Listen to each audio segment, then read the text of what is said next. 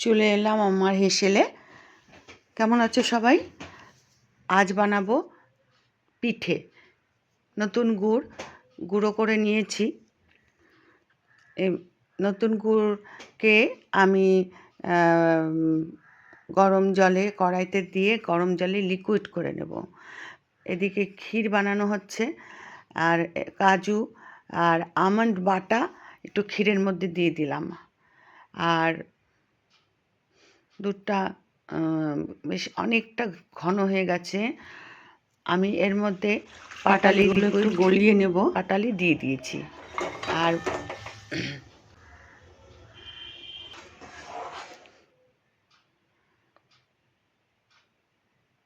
তরল পাটালি। এভাবে পাটালি যদি করে নেওয়া যায় তাহলে পায়েস করতে গেলে কেটে যাওয়ার ভয়টা থাকে না। এই যে আমার ক্ষীরের কালারটা চেঞ্জ হয়ে গেছে, কারণ আমি ওই তরল পাটালি এর মধ্যে দিয়েছি। বড় হাতার এক হাতা দিয়ে দিয়েছি। চষি রাতেই কেটে রেখেছিলাম। টিভি দেখতে দেখতে মনে হলো যে আমার আর একটু চষি লাগবে, তাই আমি হাতে খানিকটা কেটে নিলাম।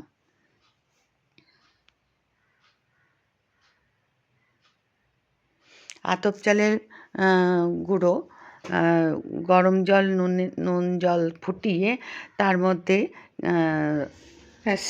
চালের গুঁড়োটা দিয়ে কাই করে নিয়ে সেটাকে এইভাবে হাতে বানাতে হয়, সরু সরুভাবে। আর এই কিছুটা রেখে দিলাম, ওটা পায়েসের সাথে রুটি বানিয়ে পরিবেশন করব।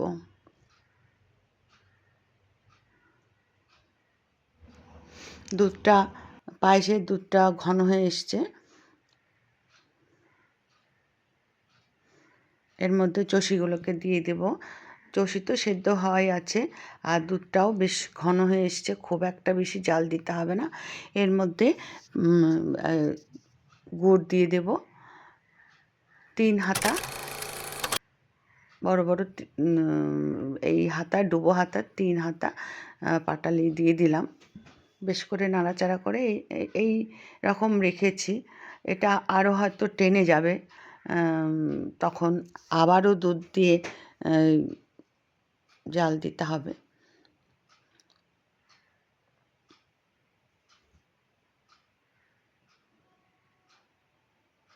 এদিকে গোকুল পিঠা বানাবো। বড় 1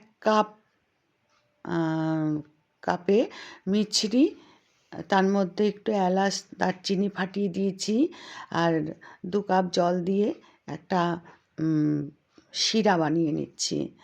এদিকে গোকুল পিঠাগুলো এরকম হয়েছে, সেটার আটার ব্যাটারে ডুবিয়ে ঘিয়ে এক এক করে একটু ধীরে ধীরে নিভু আঁচে, মানে একটু খুব কম, সাংঘাতিক আঁচ দেওয়া যাবে না, ইয়ে করে করে সমস্ত পিঠেগুলোকে শিরায় ফেলে দেব।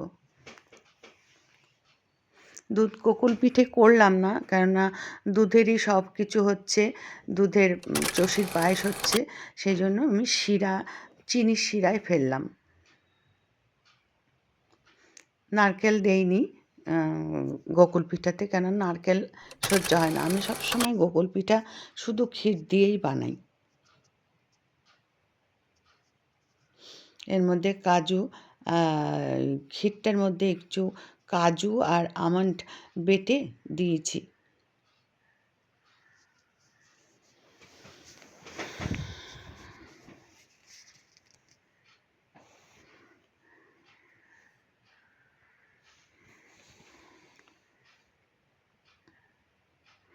হয়ে গেল আমার গোকুল পিঠা রেডি। ওদিকে 1 কাপ চালের গুঁড়ো আর 1/2 কাপ ময়দা, 1/2 কাপ